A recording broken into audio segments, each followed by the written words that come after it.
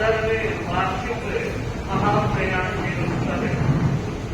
आप और हम सब अपने भावांजलियां समर्पित करने के लिए श्रद्धा, समर्पण और उनके प्रति अनन्य भक्ति भाव प्रदर्शित करते हुए हम आज के कार्यक्रम को नमस्कार महामंत्र के समवेत उच्चारण के साथ प्रारंभ करेंगे।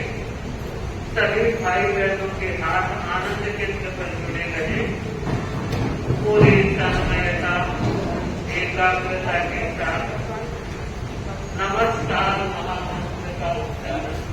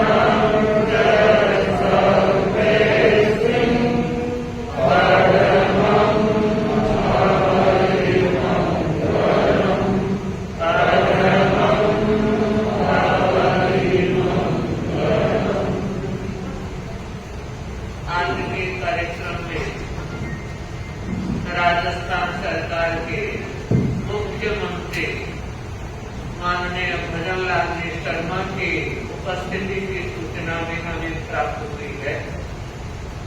आप सब लोग लगभग 11 बजे तक तो कार्यक्रम चलने ही वाला है। हो सकता है कुछ आगे पीछे हो, जिनके सामायिकें करने हो वो अपने सामायिकों की संख्या में इजाफा कर सकते हैं।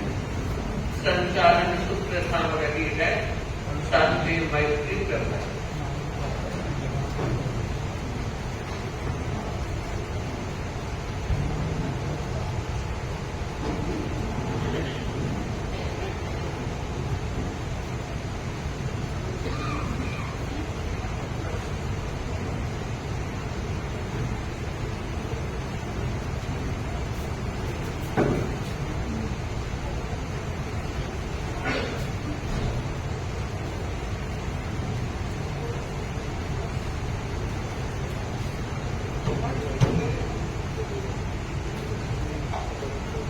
पृथ्वी को जहाँ लट्टू जैसे बाल को जन्म दिया, तंबोर की उस धरा को जहाँ खुले आकाश में लट्टू ने जन्म लिया था।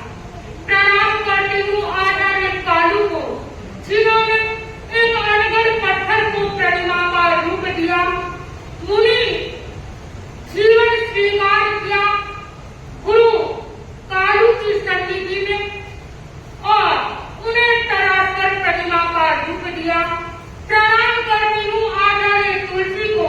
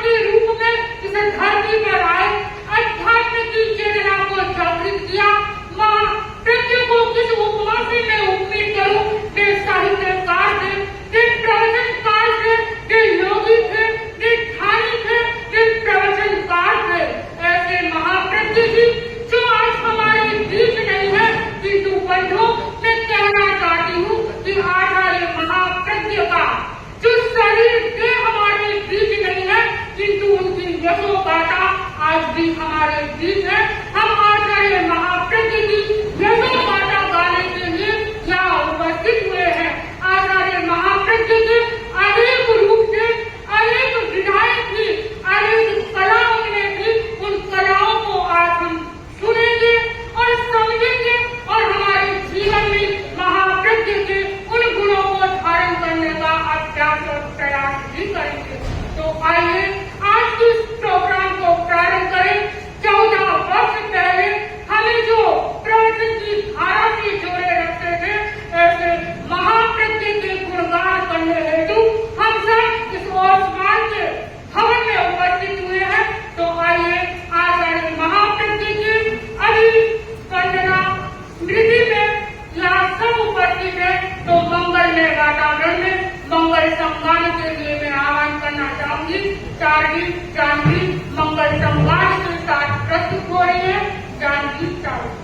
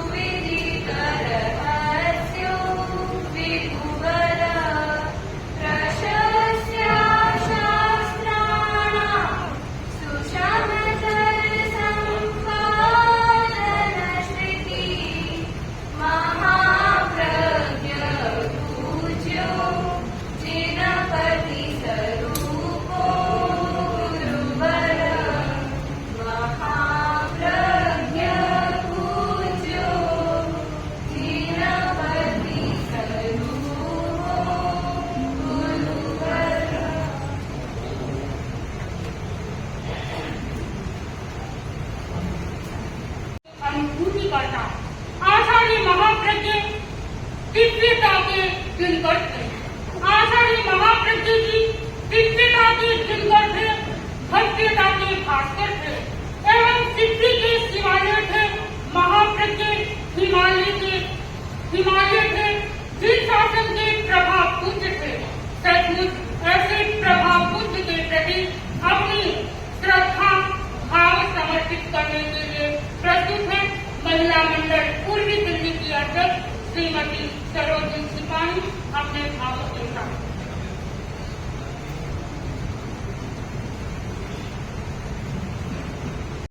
मराठी की चरणों में शैवक्ति वंदन अतर विराजित परम विदुषी शादी श्री अनिमा श्री जी, शादी श्री संगीत श्री जी एवं शैवक्ति शादियों के चरणों में सम्मानित मंच उपस्थित समाज श्राविका समाज सादर कहते कवि, वक्ता, साहित्यकार, प्रेक्षाज्ञान पद्धति के प्रस्तोता आचार्य श्री महाप्रज्ञ 13 धर्म संघ के प्रज्ञा संपन्न आचार्य थे।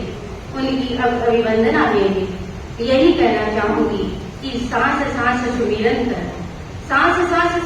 कर जो मन अरिहंत हुआ है, सांस सांस सुमिरन कर जो मन अरिहंत हुआ है। मानवता के माथे का चंदन एक संत हुआ है। मानवता के माथे का चंदन एक संत हुआ है। दिव्य ज्योति का जहाँ हमेशा ज्ञान यज्ञ होता है। जो जीवन का अर्थ समझ ले वो महाप्रज्ञ होता है। 13 महिला मंडल पूर्वी दिल्ली की तरफ से आचार्य श्री महाप्रज्ञ को सत वंदन अभिनंदन। इसी के साथ ओम अहम।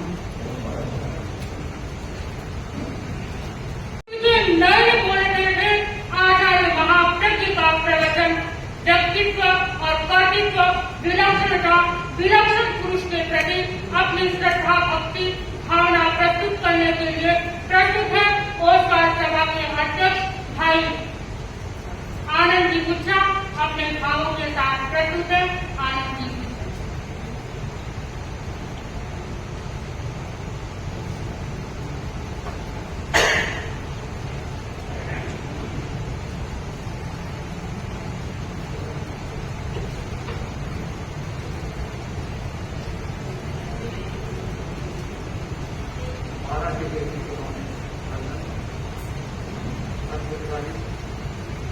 प्रभु आदि श्री महिमा श्री साधु श्री संगीत श्री एवं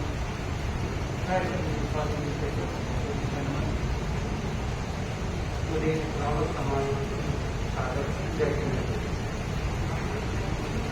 आचार्य श्री महाप्रभु एक महान दास ने आज कोई सफल वक्ता समय के बाद होने के साथ साथ एक कुशल संस्थापक है। ये अहिंसा यात्रा के सूत्रधार विलक्षण बुद्धि प्रज्ञा विनय व समर्पण के पर्याय थे। आचार्य श्री महाप्रभु एक व्यक्ति थे, बस उनके अनेक रूप थे। मगर आचार्य विष्णु के विचारों को विभिन्न भाषा में प्रस्तुति देते नजर आते तो कभी आचार्य तुलसी के भाष्यकार बनकर मुकुट होते, कभी उनका दार्शनिक रूप सामने आता तो कभी वे महाकाव्यकार के रूप में नजर आते, कभी संस्कृत भाषा में उनकी आदि कविता मुखरित होती तो कभी वे हिंदी भाषा के वाक्यसंत बन जाते, कभी शब्द अध्यापक की भूमिका निभाते निर्भर करते तो कभी गंगराड़ियों में बैठते हुए दिखाई देते, कभी विभिन्न समस्याओं के समाधान प्रस्तुत करते तो कभी जीने की कला का शोध देते थे, कभी खान का प्रयोग सिखाते तो कभी अहिंसा का प्रशिक्षण देते। और भी उनके न जाने कितने रूप थे, उन सबको देखना समझना हमने से शायद किसी के बस की बात नहीं। वस्तुतः महाप्रभु महामानव के रूप में एक महायोगी थे, आध्यात्म की विभूति थे। उनका पुण्य बल प्रसिद्ध था। उन्होंने एक आगमों के संपादन को विवेचन का जो महान अनुष्ठान किया वह एक कार्य थी। उनको युग प्रधान आचार्य की श्रेणी में लाकर प्रतिष्ठित करने वाला था। ऐसे महायोगी महामानव के महाप्रयाण दिवस पर श्रद्धा आमंत्रित। गुरु की शरण भावजल तरफ गुरुदेव जीवन सर्व है, छाव में उसके रहने बस यही सारे पर्व है, छाव में उसके रहो बस यही सारे पर्व है।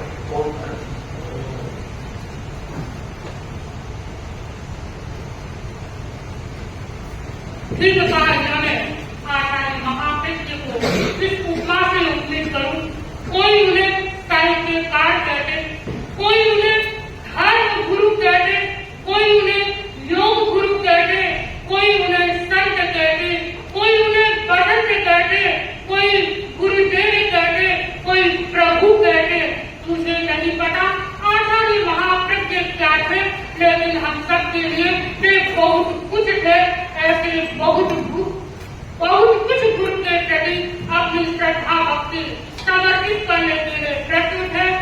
अखिल भारतीय महिला मंडल की कार्यकारिणी सदस्य श्रीमती सुनीता जी जैन अपने भावों के साथ प्रस्तुत हो रही है। सुनीता जी जैन। परम श्रद्धेय आचार्य श्री महाशय जी की विदुषी शिष्या साध्वी श्री अरिमा श्री जी, साध्वी श्री संगीत श्री जी एवं समस्त चरित्रात्माओं को मेरा सभक्ति वंदन और सम्मानित धर्म परिवार। आज एक महान गुरु की अभ्यर्थना के लिए मैं यहाँ पर उपस्थित हूँ। असमंजस में हूँ, उनके किस रूप को याद करूँ, उनके किस रूप को मैं नमन करूँ।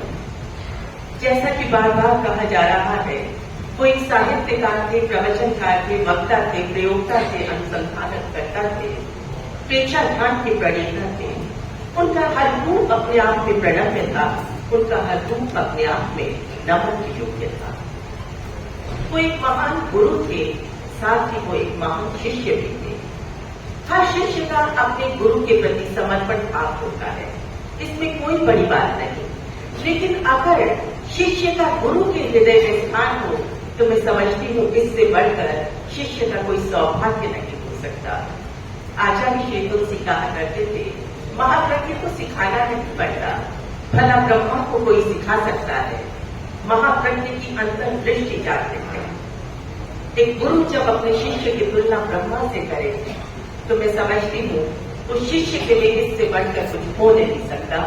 ये गुरु की महानता थी कि वो अपने शिष्य की तुलना ब्रह्मा से कर रहे थे और शिष्य की विनम्रता देखिए, वो कहा करते थे, मेरे जीवन की पोथी के हर पन्ने पर गुरु तुलसी के हस्ताक्षर है, मेरा मुझ में कुछ भी नहीं, जो कुछ पाया मैंने गुरु से पाया। ये शिष्य की विनम्रता थी। उन्होंने एक लंबा मुनि जीवन जिया। 80 वर्ष तक उन्होंने एक संयम जीवन की आराधना की। 60,000 किलोमीटर से अधिक उन्होंने पदयात्रा की। 30,000 से अधिक उन्हें श्लोक याद थे। 350 से अधिक उन्होंने पुस्तकें लिखी। 55 वर्ष तक उन्होंने आगम मंथन किया और 14 वर्ष से भी अधिक उन्होंने शास्त्रों का मंथन करके पूरी दुनिया को प्रेक्षा ध्यान की संजीवनी बूटी प्रदान की। एक व्यक्ति अपने जीवन काल में इतने अध्ययन कैसे दे सकता है? उन्होंने बड़े बड़े लोगों को प्रभावित किया। स्वयं अब्दुल कलाम भी उनसे प्रभावित थे। पहली बार जब अब्दुल कलाम ने मेहरौली में आचार्य श्री महाप्रज्ञ के दर्शन किए तो उन्होंने मिसाइल मैन को अहिंसा की मिसाइल बनाने का निर्देश दिया और कमरे से बाहर निकलकर मिसाइल मैन ने कहा कि मेरे 68 वर्ष के जीवन में पहली बार मुझे लगा कि किसी ने मुझे भीतर तक झकझोर कर रख दिया है। ये थी अहिंसा के पुजारी की ताकत। आज उनकी पुण्यतिथि है। वो एक सूरज थे, रोशनी जिनके साथ चला करती थी। वो एक अकिंचन थे, पर अपने अवदानों से जिन्होंने पूरी दुनिया को समृद्ध बनाया, पूरी दुनिया को जीने योग्य बनाया। आज उनकी स्मृति का अर्थ है उनकी विनम्रता, उनकी सरलता, उनके समर्पण को याद करना। आज उनकी स्मृति का अर्थ है उनकी अलौकिकता, उनकी दिव्यता को अनुभव करना। और आज उनकी स्मृति का अर्थ है उनके समस्त अवदानों के प्रति नतमस्तक होना। और उनकी स्मृति का अर्थ है ये कामना करना कि उनकी दिव्यता के परमाणु हमारे भीतर भी संकार हो। इसी मंगल भावना के साथ ओम हरि। समर्पण ने नट्टू को महाप्रज्ञ बनाया। समर्पण ने नट्टू को महाप्रज्ञ बनाया। नट्टू से महाप्रज्ञ की यात्रा एक अहिंसक की यात्रा थी, एक अध्यात्म की यात्रा थी।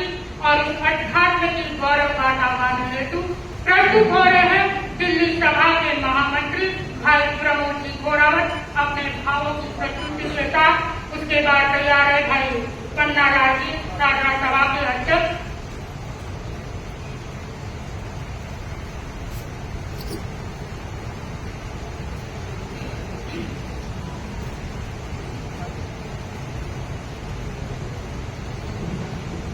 नमन पूर्वक का वंदन। वैराग्य और वात्सल्य की प्रतिमूर्ति साध्वी श्री अनिमा जी, विदुषी साध्वी श्री संगीत जी, उपस्थित सभी चारित्रात्माओं के श्री चरणों में वंदन। उपस्थित धर्म परिवार, आधुनिक युग के विवेकानंद कहे जाने वाले महाप्रज्ञ एक ऐसे महान दार्शनिक आचार्य थे। लोग तो यहां तक कहते हैं यदि वे तेरापंथ की सीमाओं से भरे होते तो आज उनका दर्शन पूरे विश्व का मार्गदर्शन करता रहता। आज अपेक्षा इस बात की है जब हम उनकी 15वीं पुण्यतिथि पर पावन स्मरण कर रहे हैं, उस अवसर पर उनके अवदानों को, उनके बताए गए मार्ग को, उनके दिखाए गए रास्ते पर मुझे याद है जब गुजरात हिंसा से दूर कर चल रहा था, उस वक्त भी लोगों ने उन्हें कहा कि आप अभी गुजरात की ओर यात्रा न करें। वो उस समय राजस्थान और गुजरात की सीमा पर थे, पर उन्होंने कहा कि अहिंसा यात्रा की, अहिंसा की गुजरात को, अहमदाबाद को जरूरत है। और हमने देखा कि जब रथ यात्रा का अवसर था, स्वयं आचार्य महाप्रज्ञ वहां पर पधार कर उन्होंने उस भटकते हुए गुजरात को शांत करने की दिशा में अपना संदेश दिया। आज मुझे सहज रूप से स्मृति हो रही है, यह ओसवाल भवन का प्रांगण परिसर, यहां भी एकाधिक बार आचार्य श्री का पधारना हुआ।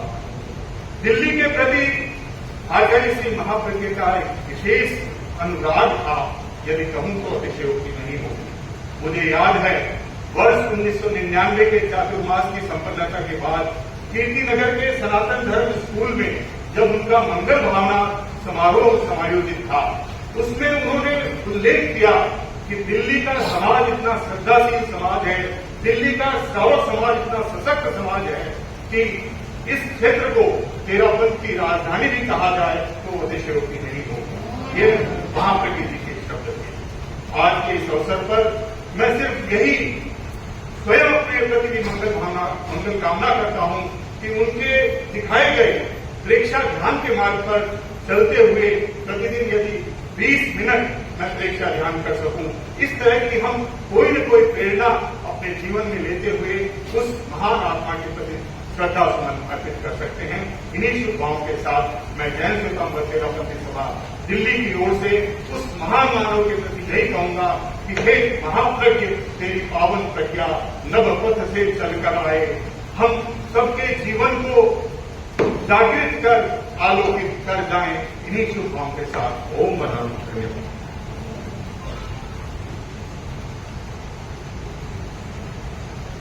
अभिनंदन करते हैं तेरापंथ के दशम अधिष्ठाता जिनमें ज्ञान की पवित्रता थी, दर्शन की सरलता थी और चरित्र की उपासना थी, तप की तेजस्विता थी। ऐसे ओजस्वी, तेजस्वी, वर्चस्वी आचार्य महाप्रज्ञ की गौरव गाथा को लेकर उपस्थित हो रहे हैं साधरा सभा के अध्यक्ष भाई पन्नालाल जी बैठ अपने भावों की प्रस्तुति के साथ साधरा सभा के अध्यक्ष।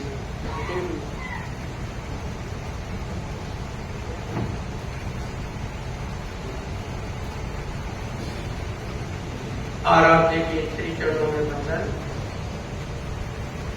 वंदन प्रभु साधु श्री अणिमा श्री जी एवं साधु श्री संगीत श्री जी एवं दैवती साधु श्री श्री चरणों में ओतवाल भवन में जिनका आज मंगल आध्यात्मिक मिलन हुआ है। वैसे मिलन पहले भी हुआ है, लेकिन ओतवाल भवन में और पूरी इस क्षेत्र में साधरा सभा क्षेत्र में आज पहली बार मिलन हुआ है, तो मैं उसके लिए भी बहुत बहुत मंगल कामना करता हूँ। आचार्य महाप्रज्ञ, मेरे हिसाब से ये बहुत सीमित उपमा है आचार्य श्री के व्यक्तित्व के लिए। मेरा ऐसा मानना है कि वो आचार्य पद तो बहुत छोटा पद रहा उनके लिए, मानवता के रूप में, मानव के रूप में उनका जो चिंतन मनन था वो किसी सीमा में बांधने योग्य नहीं था। वो मानवीयता और करुणा में इतना लीन रहते थे कि किसी पे अनुशासन करना, एक आचार्य के रूप में अनुशासन करना बहुत अपेक्षित होता है, लेकिन उनको किसी पे अनुशासन करना प्रिय नहीं। वो हमेशा यही चिंतन करते थे कि जितना मैं सोच सकता हूं उतना सामने वाला भी सोच सकता है, उसको भी उतनी प्रज्ञा है। चाहे वो महाप्रज्ञ थे, दूसरे हम लोग इतने प्रज्ञावान नहीं हो सकते, लेकिन उनका चिंतन ऐसा ही था कि सब में बराबर प्रज्ञा है। मानवीयता को कैसे आगे बढ़ाया जा सकता है, मानव कैसे आगे बढ़ सकता है, व्यक्ति अपना विकास कैसे कर सकता है, इसी पे वो अपना पूरा ध्यान केंद्रित रखते थे और हमेशा प्रयासरत रहते थे। एक बात मुझे उनकी जो बड़ी मार्मिक थी कि मैं और मेरे को छोड़ दो तो सब कुछ आपका हो जाएगा। इसी सार तत्व में उन्होंने जीवन का पूरा सार तत्व दी। मेरे हिसाब से तो व्यक्तित्व कर दिया कि भाई मैं और मेरा, मैं छोड़ दूं तो सब कुछ ही मेरा हो जाएगा, ऐसा उनका चिंतन था। एक गरीब के प्रति, एक जिसके पास कोई समस्या है, उसके लिए उनकी कितनी करुणा थी। एक बार मध्य प्रदेश और छत्तीसगढ़ के क्षेत्रों का विचरण करने के बाद कई बार उन्होंने ये कहा कि भूखे पेट भजन करना संभव नहीं है, धर्म भूखे पेट नहीं हो सकता। ऐसा अनुभव, जैसा वो अनुभव करते थे उसी के अनुरूप उनकी वाणी मुखरित होती थी। राजस्थान में था लाडलो, तो एक बार ऐसे चर्चा हुई कि भाई आपको लाडलो वालों को सबको लाडलो में समय देना चाहिए या व्यवसाय करना चाहिए। तो मैंने जब एक बात कही कि यहाँ कृषि से संबंधित जहाँ है, जहाँ कृषि की उपज आती है वहीं व्यापार होता है, तो आचार्य प्रभु ने 2-3 बार ये बात करवाई कि ये बात ठीक है कि आप लोग यहाँ व्यापार करो तो कृषि को प्रधानता दो, कृषि के क्षेत्र में व्यापार व्यवसाय करो। ऐसे ही मैं ये कहना चाहता हूं कि वो एक महामानव थे। उनकी जो मूल प्रेरणाएं थी, जो मूल विकास के उनके थे सूत्र थे कि मैं अपने गुरु के प्रति पूर्ण से समर्पित रहूंगा, मैं प्रतिक्रिया का जीवन नहीं जीऊंगा, मैं कभी अपेक्षा का जीवन नहीं जीऊंगा। हम इन सूत्रों को अपने जीवन में धार ले तो हमारी प्रगति को मेरे हिसाब से कोई बाधित नहीं कर पाएगा। मैं जैन चेतावत 13 सभा साधना की ओर से, मैं अपने व्यक्तिगत रूप से और पूरे इस मैं तो ये कहूँगा मानव मात्र की तरफ से उनके प्रति श्रद्धांजलि अर्पित करना चाहूंगा। उन मानवता के मसीहा ने जैसा हम सबको एक संदेश दिया है, हम उसमें से कुछ ग्रहण कर पाए तो हमारा कल्याण निश्चित है। उनकी विशालता या विराटता को तो क्या कहूँ, हमारे राष्ट्रपति अब्दुल कलाम भी उनसे इतने प्रभावित थे और उनकी देहावसान के बाद, उनके देवलोक गमन के बाद जो पहली स्मृति सभा हुई वो थी विद्यानंद स्वामी, जो दिगंबर परंपरा के महान आचार्य हैं। और उनके शब्द थे कि आज जैन धर्म ने अपने एक बहुत बड़ी क्षति हुई है, ऐसे दार्शनिक का आज देहावसान हो गया है, ऐसा स्वर्गवासगमन हो गया है जिसकी पूर्ति करना जैन जगत के लिए शायद संभव नहीं होगा। मैं एक ऐसे महामानव के प्रति अपनी पुनः श्रद्धांजलि अर्पित करते हुए भावांजलि अर्पित करते हुए ओम शांति।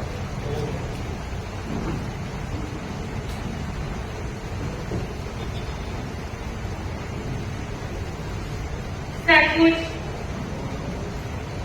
तनाव की समस्या से ग्रस्त व्यक्ति के लिए आचार्य महाप्रज्ञ ने वृक्षाधान किया। शिक्षा की अपूर्ण पद्धति के लिए, पूर्णता के लिए आचार्य महाप्रज्ञ ने जीवन विज्ञान का तोहफा दिया। हिंसा की समस्या से उठकर अहिंसा का संवाद किया। ऐसे महाप्रज्ञ के प्रति अपना श्रद्धा समर्पित करने के लिए प्रसिद्ध है, जिनका नाम है मुदिता सिंह जी। हंसती खिलती रहती हर पल है कार्य किशन विनम्र विद्य, देव अभिभाषण खिल जाए ये सदन, देव अभिभाषण खिल जाए ये सदन। मेरा निवेदन साध्वी मुदिता सिंह।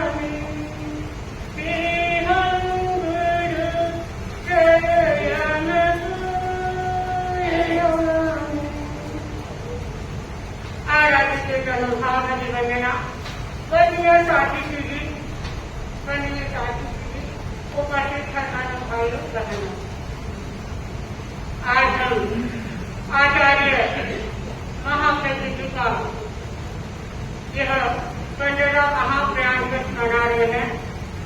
उस महापुरुष के बारे में क्या कहें?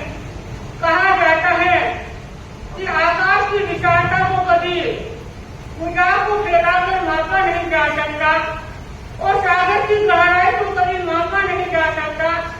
ऐसे ही महापुरुषों के कर्तृत्व और व्यक्तित्व को कभी उपमा से उपमित नहीं किया जा सकता। ऐसे महापुरुष को हम किसी उपमा से उपमित करें, ये हमारे लिए बहुत असंभव है। यदि हम आचार्य महाप्रज्ञ जी के जीवन को सूर्य की उपमा से उपमित करें तो सूर्य भी समय पर उदय होता है और समय पर अस्त हो जाता है।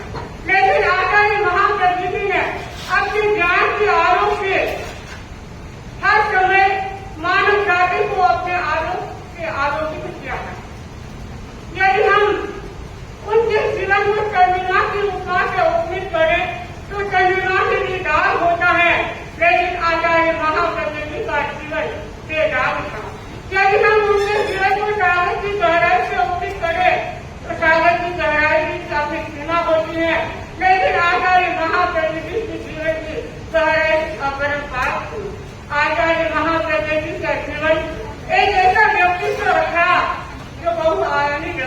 सकता हूँ। उनका वही व्यक्तित्व कितना आकर्षित था, उससे भी कई गुना उनका आंतरिक व्यक्तित्व था।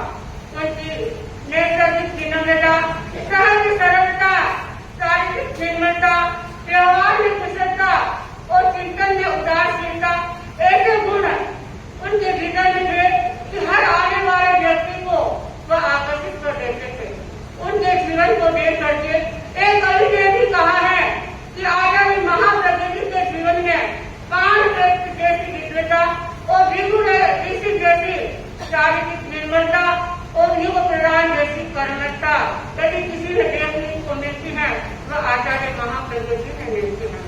आचार्य महाप्रकृति ने ऐसा ध्यान के द्वारा स्वयं की प्रज्ञा को ही जागृत नहीं किया, बल्कि अपनी प्रज्ञा के माध्यम से सैकड़ों व्यक्तियों की प्रज्ञा को जागृत किया है, जो आज भी उनकी प्रज्ञा की रचना देश विदेश की धरती पर 13 पंच का नाम घुंचायमान कर रही है। आचार्य महाप्रकृति युग दृष्टा थे, आत्मदृष्टा थे और इतना ही नहीं परंतु जो कहो तो कोई अतिशयोक्ति नहीं कि वे सर्वदृष्टा थे।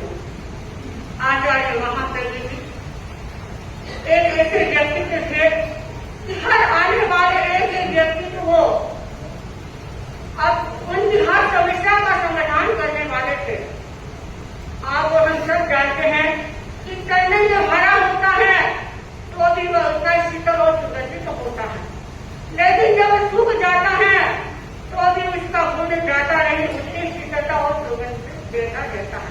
जैसे ही महापुरुषों का वर्णित और व्यक्तित्व उनके चले जाने पर भी अजर अमर बन जाता है।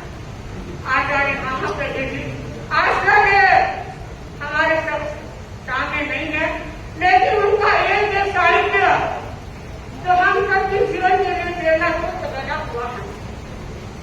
कहने के लिए बहुत कुछ है, मैं इतना जरूर कहना चाहूंगी कि आचार्य महाप्रकृति जब बचपन से ही उनको 3 चीजें बहुत प्रिय थी।